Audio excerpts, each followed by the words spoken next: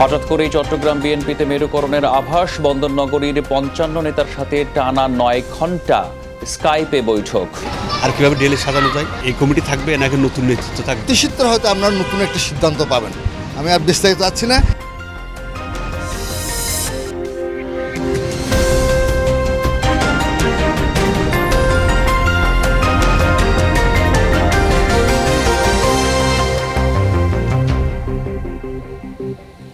এতক্ষণ দেখছিলেন শিরোনাম, এবার যাচ্ছি পুরো খবরে। চট্টগ্রামের দোহাজারী এলাকায় কৃষি জমিতে অর্থনৈতিক অঞ্চল নির্মাণের উদ্যোগে ক্ষুব্ধ শঙ্খ নদী তীরের মানুষ। কৃষকদের চোখে মুখে এখন শঙ্কা। সারা বছর যেখানে ফসল ফলান সেই জমি রক্ষার আকুতি তাদের। এদিকে আবাদি জমিতে অর্থনৈতিক অঞ্চল না করতে বেজায় আবেদন জানিয়েছে আরেক শিল্প গ্রুপ, যার শুনানি শেষে রায় হবে ২৬ অক্টোবর। আমাদের ভাই বোনরা এগুলো দিয়ে লেখাপড়া করে, তো কিভাবে আমরা অন্য কিছু হলে আমরা কি চলতে পারি? তাছাড়া আমরা তো আর বড় লোকের ছেলেরা না। গার্মেন্টস করে ফেলে আর গার্মেন্টস চলে গেছে বাজে বসে। এভাবেই নিজেদের ভবিষ্যৎ নিয়ে শঙ্কার কথা বললেন চট্টগ্রামের চন্দনাইশ উপজেলার দোহাজারীর লালুটিয়া এলাকার কৃষকরা। শঙ্খ নদীর তীরবর্তী এই এলাকায় প্রায় ১১২ একর কৃষি জমিতে অর্থনৈতিক অঞ্চল গড়ে তুলতে তৎপর একটি শিল্প গ্রুপ। এতে ক্ষোভে ফুঁসছে এখানকার কৃষক ও সাধারণ মানুষ। স্বদেশ পরিধান হয়, এগুলো আমাদের পরিবার চলে, সংসার চলে। গার্মেন্টস যদি ঘুরে ফেলে আমরা কিভাবে চললাম? চাষবাস করে দুয়া বা তুলে ইত্যাদি। অর্থনৈতিক অঞ্চলের জন্য প্রস্তাব করা জমির বেশিরভাগই আবাদি। শীতকালে সবজি এবং বছরের অন্যান্য সময় ধান ও নানা মৌসুমি ফলের চাষ হয় এখানে, যার উপর নির্ভর করে কয়েকশো পরিবারের জীবন জীবিকা। আবাদি জমি এবং কৃষিখাত রক্ষায় সোচ্চার তারা। সুদিন হইলে সেই মাছ চাষ করি, বাইগানের চাষ করি, সমস্ত হাল মিটি করি। বর্ষা থাকলে আবার এগুলা দানা চাষ করি আর কি। এখানে আমাদের ৪-৫০০ মানুষ আছে, কোনো কাজ করে খাই, কেউ এইসব খেতি করে। বিস্তীর্ণ এই এলাকায় বেশ কয়েকটি পুকুরে মাছ চাষ করে জীবিকা নির্বাহ করে অনেক পরিবার। কিভাবে ঋণ পরিশোধ করব, এখন কি জোন টোন সেগুলো তো আমরা মাথায় কিছু বুঝে না। কোনো জোন করলে এক ফ্যামিলিতে ৮-১০ জন লোক আছে, সবাই ওখানে তো চাকরিই পাবে না। শিল্প কারখানার জন্য পৈতৃক ভিটেবাড়ি উচ্ছেদ করা হলে কয়েকশো পরিবার উদ্বাস্তু হবে বলে শঙ্কা স্থানীয়দের। সাধারণ কৃষি কাজ করি আমরা, তার যদি এই জায়গাগুলো যদি তারা নিয়ে যায়, আমরা কি দিয়ে কি করে দুটো ভাত খাবো? এখানে যাতে আমাদের ভালো হয় সেরকম কাজটা করতে হবে।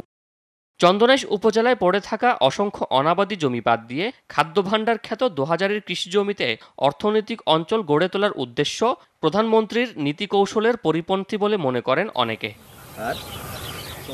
শোয়েব রহমান, যমুনা নিউজ, চট্টগ্রাম।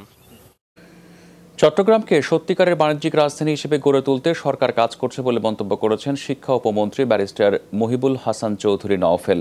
পাহাড়তলী বণিক সমিতির ৪০ বছর পূর্তি উপলক্ষে আয়োজিত অনুষ্ঠানে উপমন্ত্রী বলেন, চলমান বড় বড় উন্নয়ন প্রকল্পের কাজ শেষ হলে বন্দরনগরীতে দৃশ্যমান হবে পরিবর্তন। পাহাড়তলী, ভেলুয়ার দিঘি ও জোরডোবাকে ঘিরে দৃষ্টিনন্দন পর্যটন কেন্দ্র করার বিষয়ে সিটি কর্পোরেশনের সাথে আলাপ করে সিদ্ধান্ত নেওয়া হবে বলেও জানিয়েছেন তিনি। অনুষ্ঠানে সিটি কর্পোরেশনের প্রশাসক খোরশেদ আলম সুজন ও বণিক সমিতির নেতারা বক্তব্য রাখেন। কক্সবাজারে আলাদা অভিযানে 2,38,000 পিস ইয়াবা সহ 3 জনকে আটক করেছে BGB. Border guard Bangladesh BGB জানায়, গোপন খবরের ভিত্তিতে গতরাতে উখিয়ার পালংখালী ইউনিয়নের সৈয়দ আলম নামের এক ব্যক্তির বাড়িতে অভিযান চালানো হয়। রান্নাঘরে মাটির নিচে লুকানো অবস্থায় পাওয়া যায় 1,28,000 পিস ইয়াবা। পরে আলমকে আটক করা হয়। গোপন খবরের ভিত্তিতে উখিয়ার রত্না পালং ইউনিয়নের ভালুকিয়া এলাকায় অভিযান চালিয়ে জামাল হোসেন নামে এক যুবককে আটক করে বিজিবির আরেকটি দল। তার কাছ থেকে পাওয়া যায় 1 লাখ পিস ইয়াবা। এদিকে সকালে রামু উপজেলায় একটি সিএনজি অটোরিকশায় তল্লাশি চালিয়ে 10,000 পিস ইয়াবা সহ নূর নামে একজনকে আটক করেছে বিজিবি। কক্সবাজারের টেকনাফে 2টি বিদেশি পিস্তল, গুলি ও মাদকসহ 5 জনকে আটক করেছে র্যাব 15-এর সহকারী পুলিশ সুপার আবদুল্লাহ মোহাম্মদ শেখ সাদি জানিয়েছেন, গোপন খবরের ভিত্তিতে গত রাতে র্যাবের একটি দল জাদিমোড়া ওমর খালের পাশে অবস্থান নেয়। এ সময় মাদক কারবারিরা র্যাবের উপস্থিতি টের পেয়ে পালিয়ে যাওয়ার চেষ্টা করে। ধাওয়া দিলে এক পর্যায়ে 5 জনকে আটক করে র্যাব। তাদের কাছ থেকে 2টি বিদেশি পিস্তল, 8 রাউন্ড গুলি ও 40,000 পিস ইয়াবা উদ্ধার করা হয়। আটককৃতরা রোহিঙ্গা ক্যাম্প কেন্দ্রিক ডাকাত গ্রুপ জাকিরের সহযোগী বলে জানিয়েছে আইন শৃঙ্খলা রক্ষাকারী বাহিনী। চট্টগ্রামে স্কুল ছাত্রীকে পিস্তল ঠেকিয়ে ধর্ষণের অভিযোগে একজনকে গ্রেফতার করেছে সদরঘাট থানা পুলিশ। এই ঘটনায় মামলা করেছেন ছাত্রীর বাবা। এজাহারে তিনি অভিযোগ করেছেন প্রায় 1 মাস আগে ধর্ষণের ঘটনা ঘটলেও আবার অনৈতিক প্রস্তাবে রাজি না হওয়ায় হুমকি দিচ্ছিল অভিযুক্ত ওই আসামি। নগরীর পূর্ব মাদারবাড়ি এলাকায় বাবা মার সাথে থাকেন ভুক্তভোগী কিশোরী, পড়েন 9ম শ্রেণীতে। গত 16 সেপ্টেম্বর পিস্তল ঠেকিয়ে ধর্ষণের অভিযোগে রিয়াজ নামে প্রতিবেশী এক তরুণের বিরুদ্ধে সিএমপির সদরঘাট থানায় মামলা করেছেন কিশোরীর বাবা। এজাহারে অভিযোগ করা হয়, ওই ঘটনার পরও একাধিকবার কুপ্রস্তাব ও হুমকি দিয়েছেন অভিযুক্ত তরুণ। স্কুলে এবং কোচিংয়ে আসা যাওয়ার পথে এবং ফেসবুকেও উত্ত্যক্ত করে আসছিলেন। উপায়ন্তর না দেখে ঘটনা পরিবারকে জানালে প্রায় 28 দিন পর থানায় মামলা করেন কিশোরীর বাবা।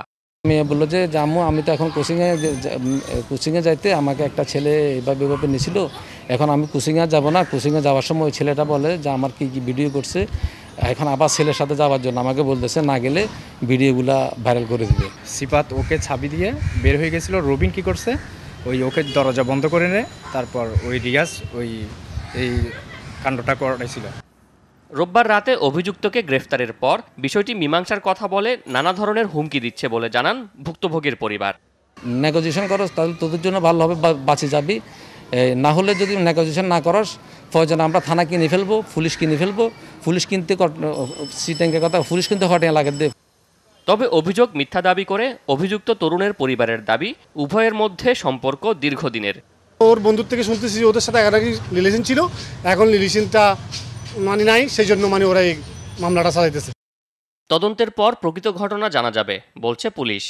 তদন্তের বিভিন্ন যতগুলো উইন্ডো আছে আমরা সব দিকেই এগোবো এবং এই তদন্ত সমাপ্ত হওয়ার পরে আমরা ডিটেইল আপনাদের কাছে বলতে পারবো।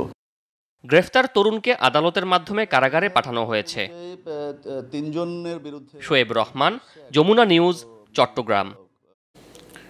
ধর্ষণ নিপীড়নের প্রতিবাদে রাঙামাটিতে মানববন্ধন ও অবস্থান কর্মসূচি পালন করেছে বিভিন্ন সংগঠন। সকালে জেলা প্রশাসকের কার্যালয়ের সামনে আয়োজিত কর্মসূচিতে অংশ নেয় বিভিন্ন শ্রেণী পেশার মানুষ। বক্তারা অভিযোগ করেন ধর্ষকদের বিচার না হওয়ায় দেশে ধর্ষণের ঘটনা বাড়ছে। আইনের কঠোর প্রয়োগের পাশাপাশি সামাজিক আন্দোলন গড়ে তোলার উপর জোর দেন বক্তারা। প্রতিবাদ কর্মসূচিতে জাতীয় মানবাধিকার কমিশনের সাবেক সদস্য নিরূপা দেওয়ান, শিক্ষাবিদ অঞ্জুলিকা খিসা সহ আরও অনেকেই উপস্থিত ছিলেন। চট্টগ্রামে গত 24 ঘন্টায় নতুন করে 90 জন করোনায় শনাক্ত হয়েছেন, মারা গেছেন আরও একজন। সিভিল সার্জন কার্যালয়ের তথ্য অনুযায়ী গেল 24 ঘন্টায় চট্টগ্রামে 6টি এবং কক্সবাজারের একটি ল্যাবে 972টি নমুনা পরীক্ষায় 90 জনের শরীরে করোনার সংক্রমণ ধরা পড়ে। চট্টগ্রামে এ পর্যন্ত 1,14,419 জনের নমুনা পরীক্ষা করা হয়েছে। এর মধ্যে 19,648 জন শনাক্ত হয়েছেন। শনাক্তের হার 17.02%। গত 24 ঘন্টায় একজন সহ এ পর্যন্ত চট্টগ্রামে করোনায় মৃত্যু হয়েছে 298 জনের, আর সুস্থ হয়েছেন 15,573 জন। মুজিব বর্ষ উপলক্ষে খাগড়াছড়িতে স্মার্ট ভিলেজের উদ্বোধন করা হয়েছে। দুপুরে সদর উপজেলার চরপাড়া এলাকায় এর আনুষ্ঠানিক উদ্বোধন করেন পার্বত্য চট্টগ্রাম উন্নয়ন বোর্ডের চেয়ারম্যান নববিক্রম কিশোর ত্রিপুরা। এই প্রকল্পের আওতায় 65টি পরিবার পাবে নানা ধরনের সুযোগ সুবিধা।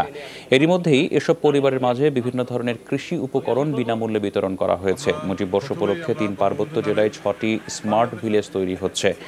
এই কর্মসূচির অংশ হিসেবে পার্বত্য এলাকায় এক ঘন্টায় 1,40,000 চারা রোপণ করা হয়। আমরা 100 জন দেশি বিদেশি অংশগ্রহণকারীর মাধ্যমে আমরা এই বঙ্গবন্ধু জাতীয় অ্যাডভেঞ্চার উৎসব আমরা উদযাপন করেছি, যেটা খুবই সফল হয়েছে। এই পর্যায়ে আমরা যেতে চাই খাগড়াছড়িতে, সেখান থেকে যোগ দিচ্ছেন আমাদের সহকর্মী শাহরিয়ার ইউনুস। শাহরিয়ার কাছে জানতে চাই, খাগড়াছড়ি শহরের যে প্রধান সড়ক, এই সড়কটির বেহাল দশা দীর্ঘদিন ধরেই। যারা এই সড়কটি ব্যবহার করছেন, যারা ভুক্তভোগী, তারা কি বলছেন, আর এই সড়কটি সংস্কারের কোনো উদ্যোগের কথা আপনি জানতে পারছেন কিনা?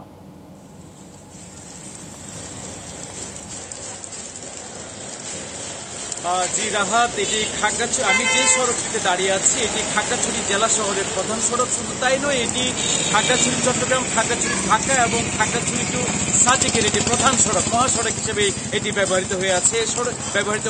এই সড়কটি দিয়ে যাত্রীবাহী যানবাহন পাশাপাশি পণ্যবাহী এবং পর্যটকবাহী যানবাহনও কিন্তু চলাচল করে। এছাড়া ইজি বাইক, মোটরসাইকেল তন্তব্য আছে। এই জায়গাটি মহাজনপাড়া নামক যেই জায়গার সড়কটি, এই সড়কটিতে প্রায় বছরের বেশি সময় ধরে এই সড়কটি খানাখন্দে হয়ে আছে। আমি আপনাকে কিন্তু দেখানোর চেষ্টা করছি যে দেখছেন প্রায় আধা কিলোমিটারেরও বেশি জায়গা জুড়ে কিন্তু সড়কটি খানাখন্দ হয়ে আছে এবং এই সড়কটি মাঝখানে যারা প্রতিদিন চলাচল করছে তাদের কিন্তু নিত্য নৈমিত্তিক ভোগান্তিতে পড়তে হচ্ছে। এই সড়কটি সংস্কার করার আগেই কিন্তু শহরের যে ফোর লেন সড়কের সম্প্রসারণ কাজ চলছে। একই সাথে সড়কের মাঝখানে যে পিলারগুলো আপনার ছবিতে দেখতে পাচ্ছেন, এই পিলারগুলোর কারণে কিন্তু সড়কে ভোগান্তি আরো বাড়িয়ে দিয়েছে। একই সাথে সড়কের পাশে যে ব্যবসা প্রতিষ্ঠানগুলো রয়েছে, সেই ব্যবসা প্রতিষ্ঠানের মালিকরাও কিন্তু অনেকটা ভোগান্তিতে রয়েছে। তারা আমাদেরকে জানিয়েছেন যে সড়কে একটু বৃষ্টি পড়লেই পানি জমে থাকে, এতে করে তাদের দোকানে বা ব্যবসা প্রতিষ্ঠানে কাস্টমার যেতে চান না, তারাও একটা স্বেচ্ছাসেবী অবস্থার মধ্যে থাকেন। এছাড়া যে যাত্রীবাহী যান চলাচল এবং পর্যটকবাহী যান চলাচল, তারা বলেছে এই সড়কটি চলাচল করতে যে সহকর্মী শাহরিয়ার ইউনুস খাগড়াছড়ি থেকে জানাচ্ছিলেন একটি বেহাল সড়কের পরিস্থিতি, যার কারণে অনেক দুর্ভোগ পোহাচ্ছেন এই সড়কের ব্যবহারকারীরা। চলে যাচ্ছি পরের খবরে। প্রধানমন্ত্রী শেখ হাসিনার ছবি পোড়ানোর প্রতিবাদে মানববন্ধন করেছে শেখ রাসেল শিশু কিশোর পরিষদ চট্টগ্রাম মহানগর শাখা। নগরীর ওয়াসা মোড়ে অনুষ্ঠিত মানববন্ধনে তারা অভিযোগ করেন, ধর্ষণের বিরুদ্ধে দেশ জুড়ে গড়ে ওঠা সামাজিক আন্দোলনকে ভিন্ন খাতে প্রবাহিত করতেই তৎপর হয়েছে একটি মহল। হঠাৎ করেই মেরুকরণের আভাস চট্টগ্রাম মহানগর বিএনপিতে। বন্দরনগরীর ৫৫ নেতার সাথে স্কাইপে টানা ৯ ঘণ্টা বৈঠক করেছেন বিএনপির ভারপ্রাপ্ত চেয়ারম্যান। মেয়াদ উত্তীর্ণ কমিটি ভেঙে সিটি নির্বাচনের আগেই নতুন আহ্বায়ক কমিটি গঠনের আভাস দিয়েছেন তিনি। এ নিয়ে চট্টগ্রামে নেতাকর্মীদের মধ্যে চলছে নানা আলোচনা। ২০১৬ সালের ৬ আগস্ট চট্টগ্রাম মহানগর বিএনপির ৩ সদস্যের আংশিক কমিটি এবং ১ বছর পর ২৭৫ সদস্যের পূর্ণাঙ্গ কমিটি ঘোষণা করা হয় কেন্দ্র থেকে। ২ বছর মেয়াদের এ কমিটি পার করেছে ৪ বছর।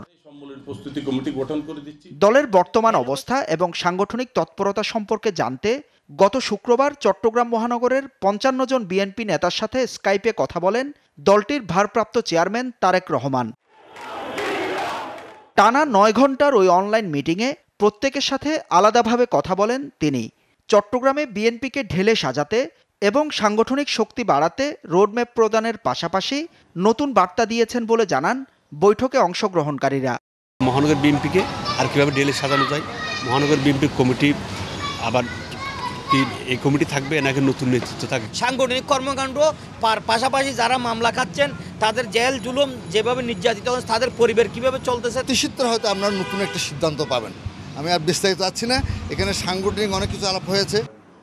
সিটি কর্পোরেশন নির্বাচনের আগেই চট্টগ্রাম মহানগর বিএনপিতে পরিবর্তনের আভাস মিলছে কারো কারো কথায়। তৃণমূল পর্যায় থেকে কমিটিগুলোকে গঠন করে গণতান্ত্রিক সিস্টেমে আমরা একদম মহানগর পর্যায়ে আসার জন্য যে রোড ম্যাপ উনি আমাদেরকে একটা দিয়েছেন, সেই রোড ম্যাপ অনুযায়ী আমরা কাজ করি। চট্টগ্রাম মহানগর বিএনপির বর্তমান সভাপতি ডাক্তার শাহাদাত হোসেন, একই সাথে দলের মনোনীত মেয়র প্রার্থীও। আহ্বায়ক কমিটি গঠিত হলে শীর্ষ সব পদে নতুন মুখ আসতে পারে বলেও শোনা যাচ্ছে। আমরা চাই নতুন নেতৃত্বটা আসুক। যদি এটা মনে করা হয় যে আমি আহ্বায়ক থেকে কমিটি গুছিয়ে দিতে পারবো, তাহলে তো কোনো সমস্যা নেই, আমি কেন্দ্রে চলে যাব, আরেকজন আমার পরিবর্তে আসবে। হোসাইন জিয়াদ, যমুনা নিউজ, চট্টগ্রাম। এই ছিল আজকের চট্টগ্রামের আয়োজনে।